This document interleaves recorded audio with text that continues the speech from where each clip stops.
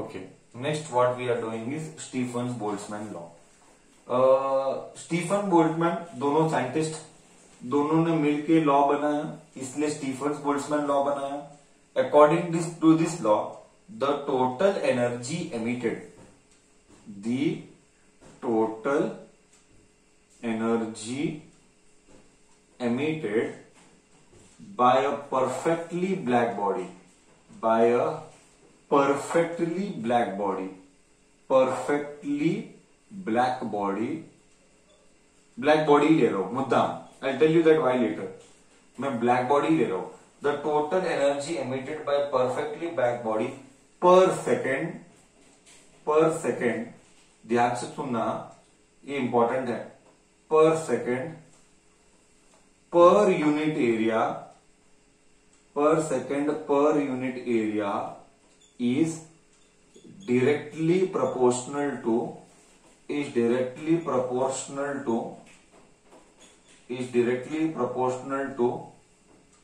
fourth power of its temperature, fourth power of its absolute temperature, fourth power of its absolute temperature, fourth power of its absolute temperature. Correct, एकदम perfect है. Okay, so total energy emitted by black body, total energy emitted by a black body, energy emitted by black body पर second, वो तो नीचे time आना चाहिए but वो 1 है, मैं लिख रहा हूं ऐसा ही टाइम बट वो 1 है, per second per unit area, area भी नीचे आना चाहिए. बेसिक्स इंग्लिश चल रहा है, English conversion to this conversion. The energy emitted per second per unit area, नीचे आता है, per second per unit area is directly proportional to fourth power मतलब 4 एब्सोल्यूट टेम्परेचर, एब्सोल्यूट यानी टेम्परेचर इन केल्विन, एब्सोल्यूट यानी temperature in Kelvin is directly proportional to its absolute temperature. Okay, ये 1 है. I'll write in the next case E. ये लिखूंगा ही नहीं, ये दोनों 1 है. क्यों? पर सेकेंड पर मतलब 1, पर second per unit area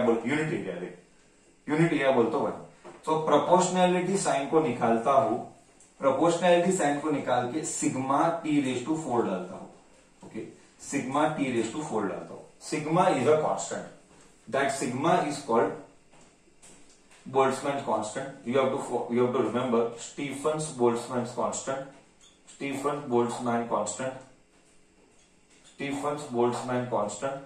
and its value is 5.67 into 10 raised to -8 आता है, थोड़ा सा -8 है, -8 करेक्ट बोलो, -8 आता है.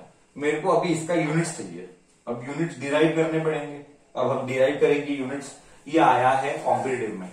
What is MLT of Stephen-Boltzmann constant, what is MLT of Stephen-Boltzmann constant, ये आया हुआ एग्जाम में.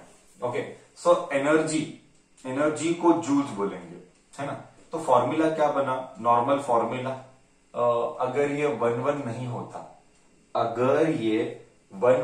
होता, तो नॉर्मल फॉर्मूला क्या बनता, E upon AT is equal to sigma T⁴. ये normal formula. E is joules. हम क्या कर रहे हैं, हम डेरिवेशन कर रहे हैं. किसका डेरिवेशन कर रहे हैं, सिग्मा के लिए वैल्यू, सिग्मा के लिए यूनिट्स निकाल रहे हैं. Joules, area is metre square, time is second and sigma we don't know. Temperature मतलब Kelvin⁴. टेम्परेचर यानी Kelvin⁴. ये इधर गया, तो यूनिट्स क्या आ रहा है, जूल्स पर सेकेंड पर मीटर स्क्वायर Kelvin⁻⁴. तो तुझे भी ये भी पता है, joules per second is watt. Energy upon time, work done upon time is power, work done upon time is power. So it is work done upon time is power. So watt आएगा, watt per meter square per Kelvin. ये आ गया इसका assignment. सो watt per meter square per Kelvin, ये आ गया इसका assignment. Stefan's Boltzmann constant. Finally मुझे ये फॉर्मूला इंपॉर्टेंट, मैं यही फॉर्मूला यूज करूंगा। Now I was talking about black body. Sir black body ही क्यों लिया? ब्लैक बॉडी इसीलिए लिया क्योंकि ब्लैक बॉडी का एमिसिविटी 1 है। ब्लैक बॉडी का एमिसिविटी, इसको हम एमिसिविटी लिखेंगे, इसी को हम एमिसिविटी बोलेंगे, एमिसिविटी 1 है। सर मान लो करके ब्लैक बॉडी नहीं है तो फिर फॉर्मूला क्या होगा?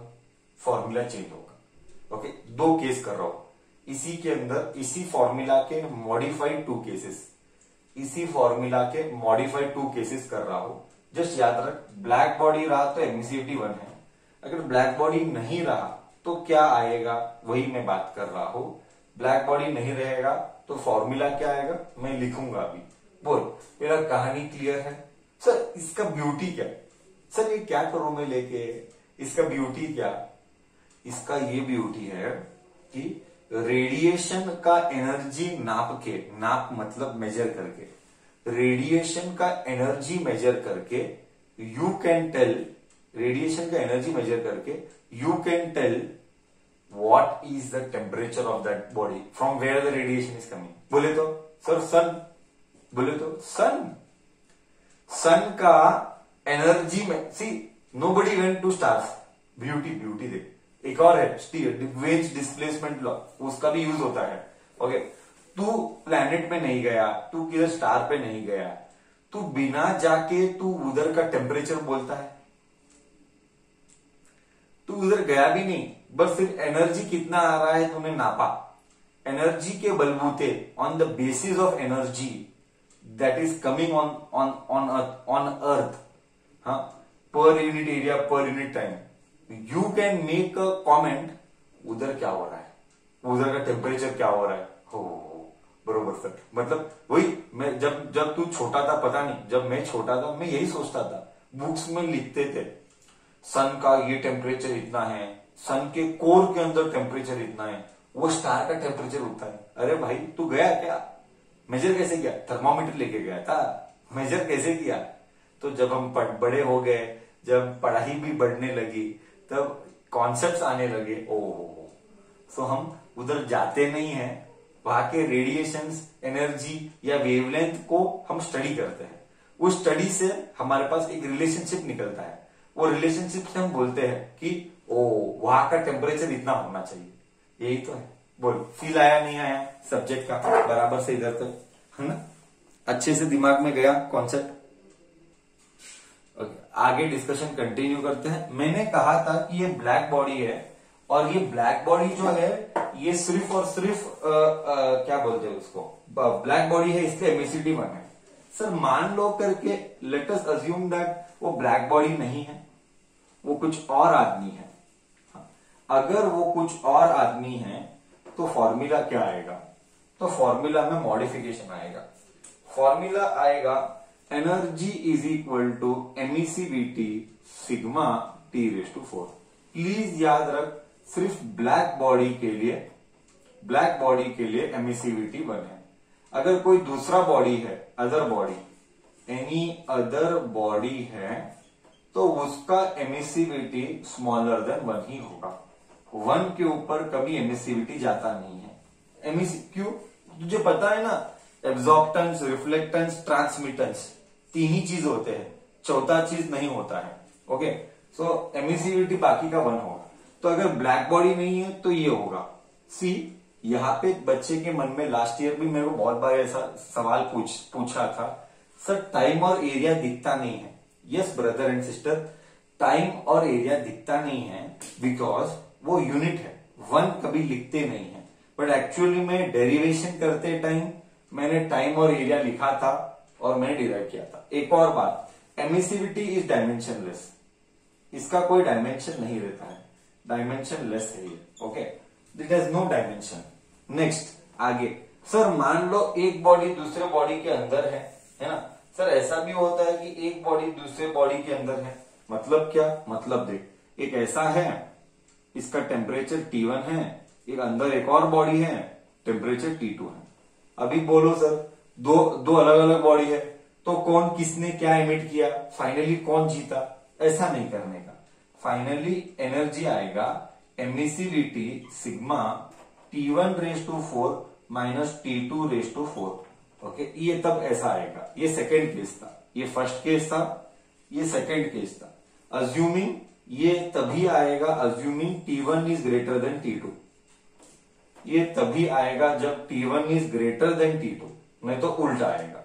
एग्जाम्पल बोले तो क्या बोले तो हर बॉडी रेडिएशन एमिट करता है। मैंने स्टार्टिंग में ही कहा था जब मैं रेडिएशन का कॉन्सेप्ट सिखा रहा था, that time I told you, मैंने कहा था any body whose temperature is above 0 kelvin, any body whose temperature is above 0 kelvin, वो हमेशा रेडिएशन देगा, वो हमेशा रेडिएशन देगा।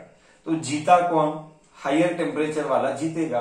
मान ले करके T1 ज्यादा है, T2 कम है, तो T2 एब्जॉर्ब करेगा। कम है ना, T2 कम है बोले तो T2 एब्जॉर्ब करेगा। T1 ज्यादा है तो T1 देगा।